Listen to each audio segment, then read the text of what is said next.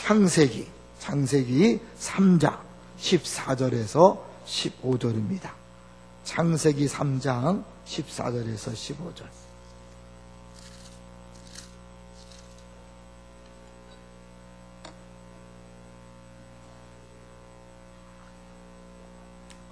(14절) (15절을) 우리 함께 읽도록 하겠습니다. 14절 시작.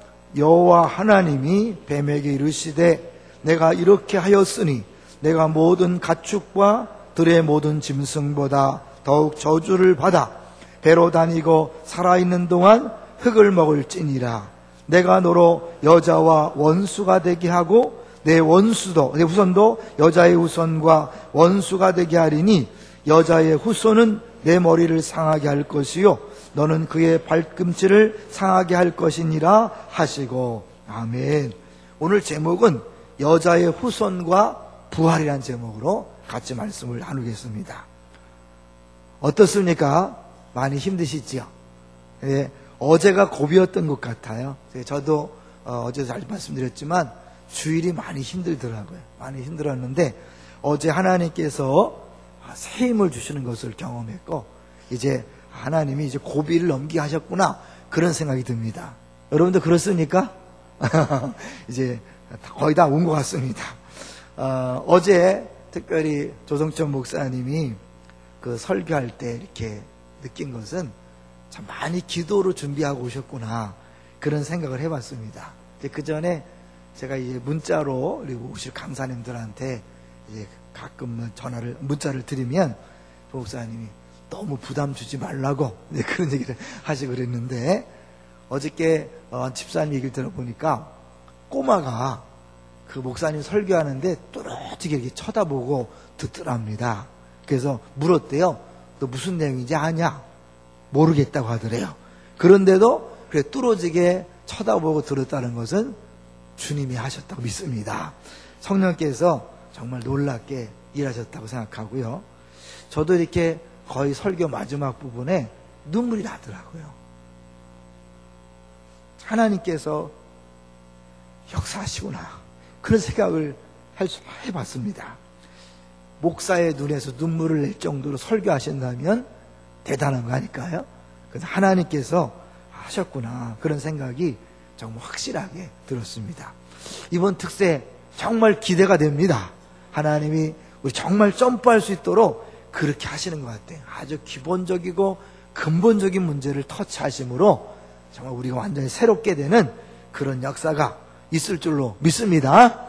이제 오늘 본문은 우리가 흔히 원시복음이다, 최초의 복음이다 그렇게 이야기합니다.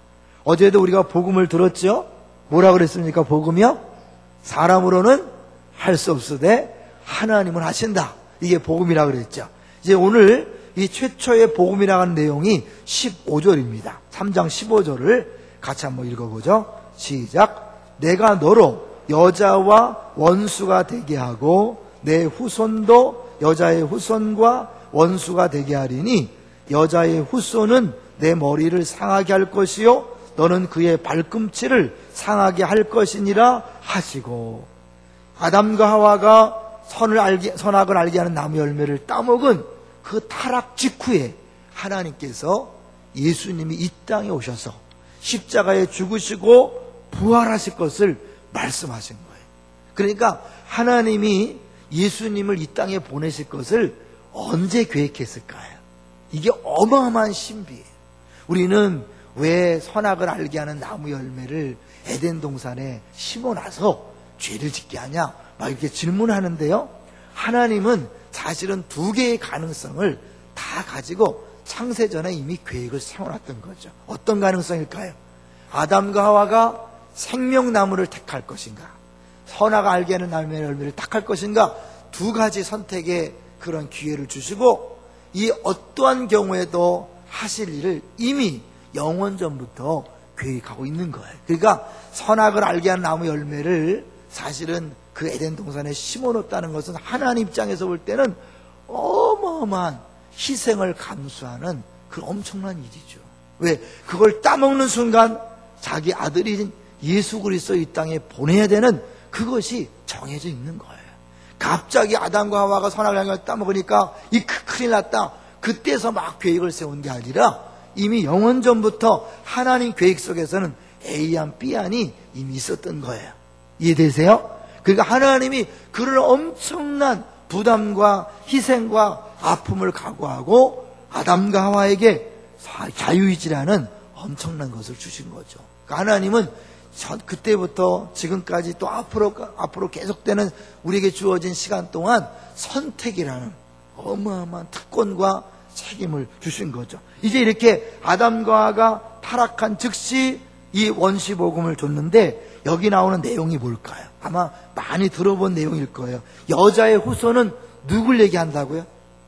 여자의 후손은 예수 그리스도를 의미하는 거예요. 그래서 예수님은 남자의 씨를 받고 태어난 것이 아니라 여자의 후손으로서 동정녀 마리아에게서 태어난 거죠. 마태복음 1장 23절 처녀가 잉태하여 아들을 낳으리니. 그죠? 처녀라고 그랬어요. 왜? 남자의 씨를 받으면 죄인에서 벗어날 수 없지요. 그래서 성령으로 잉태함으로 여자에게서 태어나게 하신 것입니다. 갈라디아서 4장 4절에 보면 때가 참에 하나님이 그 아들을 보내서 여자에게서 나게 하시고 율법 아래서 나게 하신 것은 여자에게서 났다고 얘기합니다. 그런가 하면 예수님이 이제 이 땅에 오셔서 아주 특별한 말씀을 하죠. 한번 성경을 잠깐 볼까요? 요한복음 2장 4절. 우리 요한복음을 두 군데 볼 건데요. 요한복음 2장 4절 한번 보세요. 예수님이 자기 어머니에게 유난히 엄마라고 하지 아니하고 여자요 이렇게 얘기합니다. 어떻게 보면 버릇 없는 것처럼 보이죠? 요한복음 2장 4절 예수님 어머니가 포도주가 떨어졌다고 하니까 뭐라고 말씀합니까? 2장 4절 시작. 예수께서 이르시되 여자여 나와 무슨 상관이 있나이까? 내 때가 아직 이르지 아니하였나이다. 누구에게요? 자기 어머니인 마리아에게 여자여 나와 무슨 상관이 있나이까? 그렇게 얘기합니다. 그리고 또 좀 있다가 좀 지나자마자 바로 포도주를 만드는 그런 일을 하죠. 그래서 저는 이 말씀을 처음 묵상할 때 그런 생각이 들었어요. 아유, 한번 여자라고 얘기하고 어차피 물로 포도주를 만들 거면 딱 엄마가 얘기했을 때 딱 만들면 얼마나 폼나고 좋을까? 그런데 사실은 예수님께서 물로 포도주를 만드는 그 일은 하나님 계획 속에 있는 일이기 때문에 아무나 원할 때 만드는 게 아니에요. 여러분 우리가 기도를 하잖아요. 우리가 기도해도 응답은 주님의 때에 주님의 방법으로 이루어질 줄로 믿습니다. 왜냐하면 우리가 원한다고 다 주는 게 아니에요. 우리가 필요하다고 다 주는 게 아니에요. 아버지 마음은 다 주기 원하지만 다 주고 싶지만 하나님이 정하신 때에 하나님의 방법으로 주시는 줄로 믿습니다. 그러니까 믿음으로 끝까지 포기하지 말고 기도하세요. 또 하나 더 볼까요? 예수님께서 요한복음 19장 26절 같은 요한복음이니까요. 19장 26절로 가보세요. 십자가상에서 돌아가실 때 모두 7번의 말을 했다고 그러죠. 가상 7원 그러죠. 그 중에 하나의 말씀인데요. 요한복음 19장 26절 같이 읽습니다. 시작. 예수께서 자기의 어머니와 사랑하시는 제자가 곁에 서 있는 것을 보시고 자기 어머니께 말씀하시되 여자여 보소서 아들이니다 하시고. 누구에게 한 말이에요? 자기 어머니 마리아에게 여자여 보소서 아들입니다. 왜 자기 어머니에게 자꾸 여자여 그랬을까요? 오늘 본문을 보시면 여자의 후손, 그러니까 예수 그리스도가 여자의 후손으로 온다는 것을 하나님이 타락 직후에 말씀하셨고 실제로 그 말씀의 성취를 위하여 예수님께서 오실 거예요. 그래서 끊임없이 계속해서 자신이 여자의 후손이라는 것을 말씀하고 있는 거죠. 그래서 오늘 본문에 보면 여자의 후손이 뭘 한다 그랬습니까? 뱀의 후손, 너의 후손의 머리를 깨트릴 것이다. 그런데 그 전에 뱀이 하는 일이 있죠. 뱀의 후손이 뭘 했어요? 다시 한번 보세요. 여자의 후손은 내 머리를 상하게 할 것이요 너는 무엇을? 그의 발꿈치를 상하게 할 것이다. 그럼 뱀의 후손은 누굴까요? 뱀의 후손 요한계시록 20장 2절에 보니까 용을 잡으니 곧 옛뱀이요. 옛뱀, 누굴 얘기하는 거야? 에덴 동산에서 마귀, 아담과 하와를 유혹했던 그 옛뱀을 얘기하는 거죠. 마귀요 사단이라. 그런데 그 사단은 계시록 12장 2절에 보면 온 천하를 꿰는 자다라고 그렇게 이야기합니다. 그리고 에베소 6장 12절에 보니까 우리의 씨름의 대상은 혈과 육이 아니라 이제 영적인 존재라는 것을 이야기하고 있는 거죠. 그러면 이 옛뱀인 마귀가 발꿈치를 상하게 한다는 걸 뭘 얘기하는 걸까요? 그건 예수님을 십자가에 못 박는 것을 이야기합니다. 발 뒤꿈치와 머리는 어떤 관계가 있을까요? 발 뒤꿈치는 일부예요, 일부. 많은 사람들이 이제 발 뒤꿈치라도 뱀한테 물리면 죽는 거 아닌가? 맞아요. 그렇지만 이 머리에 비해서는 뭐야? 일부분이기 때문에 치명상이 아니라는 거예요. 근데 머리가 깨진다는 것은 완전히 박살나서 다시는 회복이 불가능한 거예요. 발 뒤꿈치는 일부분이니까 잠깐은 고통스럽지만 잠깐은 힘들지만 회복 가능성이 있지만 머리가 깨지는 것은 다시는 회복될 수 없는 걸 얘기하는 거예요. 그러면 십자가에 못 박여 죽인 것이 발 뒤꿈치를 상하게 한 것이라면 머리를 깨트린 건 뭘까요? 그건 부활을 얘기하는 거죠. 부활. 이제 마귀의 가장 큰 무기가 뭐였습니까? 사망이었는데 예수님이 부활하심으로 그 사망이 아무것도 아닌 것이 돼버린 거예요. 이게 머리를 깨트림으로 알미암아 치명상을 입혔다는 건 뭐냐면 더 이상 사망이 왕노릇하지 못하게 되었다는 것입니다. 믿습니까? 이제 우린 죽음 앞에서 두려워할 필요가 없는 거예요. 우리가 죄를 짓고 끊임없이 쩔쩔매고 이렇게 염려하는 그 뿌리를 보면 죽을까봐, 망할까봐 무서워서 벌벌 떠는 거예요. 물질 앞에서 벌벌 떨고 건강 앞에서 벌벌 떨고 자녀 또 이런 모든 문제 앞에서 벌벌 떠는 이유가 뭡니까? 죽을까봐. 결국 근본은 죽을까봐 쩔쩔매는 거예요. 그런데 그 죽음을 누가 이겼다고요? 예수님이 이긴 거예요. 그래서 예수 믿는 사람은 두려워할 필요가 있습니까? 없습니까? 없다는 거예요.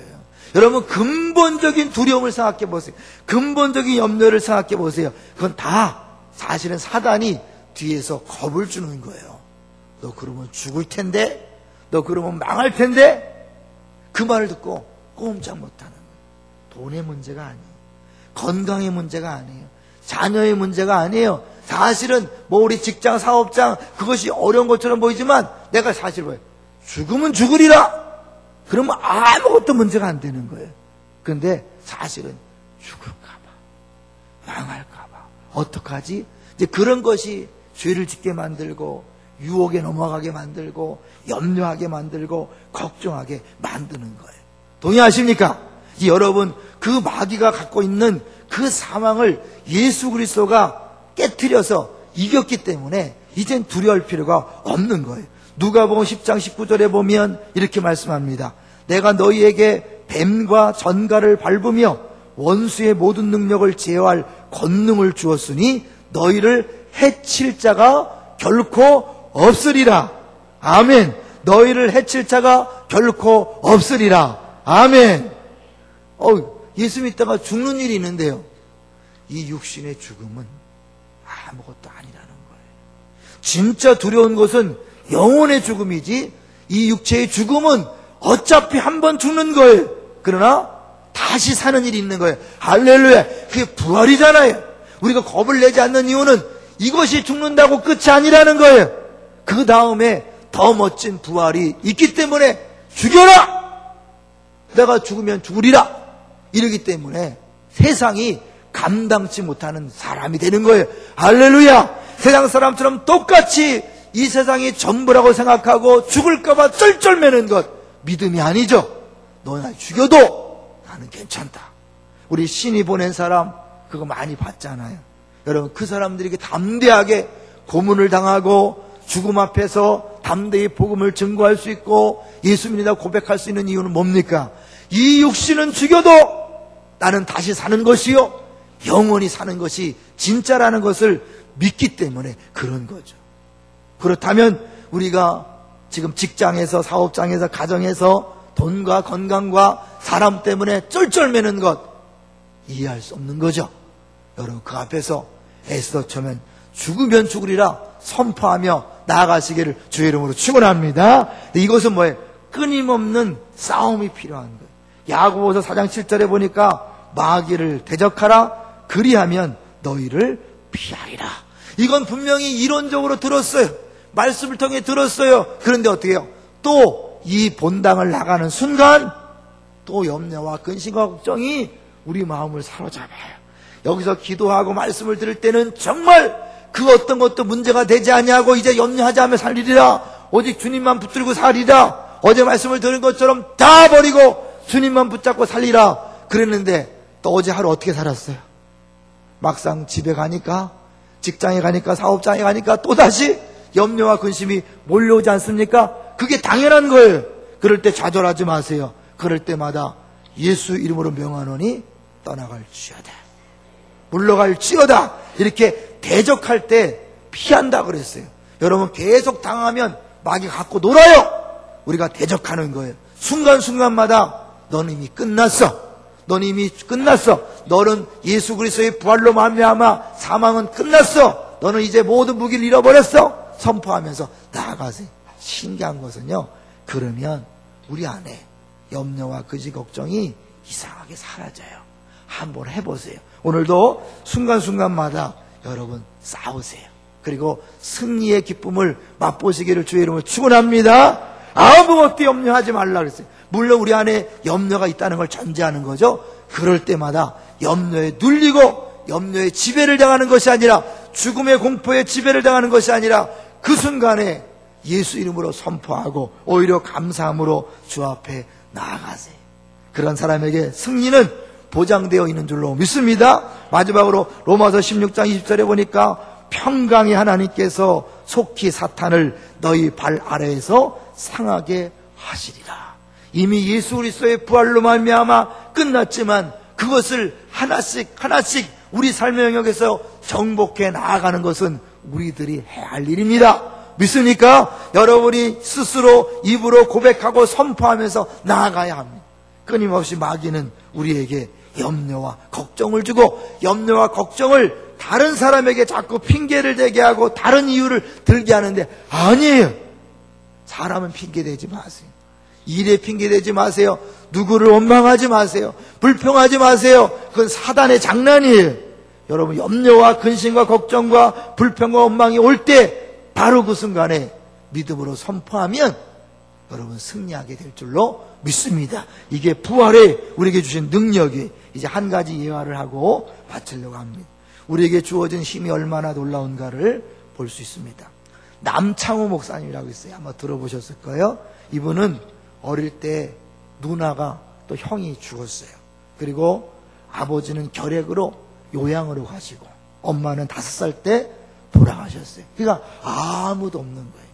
충청도 벽천에서 할머니와 함께 친척집에서 더부살이를 사는 거예요. 눈칫밥을 먹고 정말 불쌍하게 살았어요. 친구들과 이 조카들은 다 이렇게 친척들은 이렇게 막 노는데 산에 가서 나무하고 돼지치고 소치는 그런 일을 했어요. 늘 꾀죄죄 하고. 그러니까 자신감이 없으니까 늘 욕을 먹는 거예요. 널 할 줄 아는 게 뭐냐? 도대체 아무짝에 쓸모없다. 이런 구박을 받으면서 자랐어요. 근데 어느 날 초등학교 때 친구를 따라 교회를 갔는데 자기가 너무 몰골이 너무 흉측하고 너무 지저분하니까 차마 교회를 못 들어가고 교회 안에서 찬송 부르는 아이들을 이렇게 몰래 이렇게 지켜보고 있었어요. 근데 선생님이 그걸 발견하고 너 들어와라. 그리고 나서 이 아이한테 너 노래 부를 줄 아느냐? 근데 얘가 늘 외롭고 힘들 때마다 그냥 목청껏 아는 노래를 불렀어요. 근데 그 교회 선생님이 너 노래 할 줄 아냐? 그래서 그 앞에서 그냥 자기가 알고 있는 노래를 막 크게 불렀대요. 그러고 나니까 선생님이 야, 너 진짜 노래 잘하는구나. 이게 칭찬을 듣는 순간 한 번도 들어보지 못한 칭찬 앞에 마음이 녹아지더래요. 그러면서 예수를 만나게 됐고 이제 교회를 열심히 다녔는데 미신을 믿는 집이니까 할머니가 늘 구박을 하는 거예요. 그래도 계속 교회를 다녔다는 거예요. 그 동네가 미신을 믿으니까 가끔 구슬이 벌어지는데 그 무당이 앞이 안 보이는 소경이에요. 너무 그야말로 영험해서 그냥 막 작두를 막 타다가 갑자기 신이 내리면 아무 앞에 딱 서서 그 사람이 필요한 말을 해준다는 거예요. 그래서 막 사람들이 그 무당 앞에서 꼼짝 못했는데 또 한 번에 무당이 구슬하는데 이 아이가 이제 구경삼아 이렇게 앉아 있는 거예요. 근데 막 작두를 타다가 갑자기 내려와서 그 무당이 안 보이는데 그 남창호라는 어린아이 앞에 딱 서더라는 거예요. 그래서 동네 사람이 놀래갖고 무당 한 번, 그 남창호 한 번 이렇게 번갈아 보면서 있는데 그 무당이 이야기하더랍니다. 어이, 여기 예수쟁이가 있구나. 예수 물러가라, 예수 물러가라. 왜 그렇게 했어요? 알아본 거죠. 그리고 그 무당이 두려워서 쩔쩔매는 것을 동네 사람들이 다 본 거라. 모든 사람이 두려워하는 무당이 오히려 이 아이 앞에서 쩔쩔매는 모습을 보면서 그 이후로 이 남창호, 목사님이죠. 이 어린아이를 세상 사람들이 다르게 보기 시작했다는 거예요. 그 다음에 애비도 없고, 그 다음에 엄마도 없는 자식이라고 무시했는데 자기들이 무서워하는 무당이 두려워하는 존재다. 이거 앞에서 모든 사람들이 다시 보게 됐다는 거예요. 어떻게 가능했을까요? 그 안에 성령이 거하시면 아무리 용한 무당도 꼼짝 못하는 거예요. 경고합니다. 교회 다니면서 점치러 가지 마세요. 바보 같은 짓이. 저는 얘기했잖아요. 제가 새가족 때 와동에 무당 얘기를 했더니 그 무당 좀 가르쳐달래. 아, 이런 이상한 님. 가고 싶다는 거야, 교회 다니면서. 여러분 가서 여러분이 점을 보는데 무당이 못 알아보면 그 무당은 가짜야. 영적으로 어두운 거예요. 그러니까 여러분이 갈 필요가 없는 거예요. 왜? 성령이 여러분에 거하시는데 째째하게 무당 앞에 가서 뭐 앞날이 어떠냐고 물어본다. 얼마나 웃기는 일이에요. 여러분 어떠한 일에서도 두려워하지 마시고 염려하지 마시고 미래에 대한 염려가 있다면 어떻게 해요? 예수 이름으로 물리치시기를 주의 이름으로 축원합니다. 하나하나 여러분 예수 이름으로 선포하며 나아가세요. 싸움이 우리 인생은 신앙생활은 영적인 싸움인 거예요. 여러분 자기도 모르게 입에 툭툭 나오는 말이 뭔지를 딱 보세요. 입에서 불신의 언어가 나올 때 바로 믿음으로 선포하세요. 머릿속에 근심 걱정 염려가 올 때 이 부정적인 생각이 들어올 때 그냥 거기에 매이지 마세요.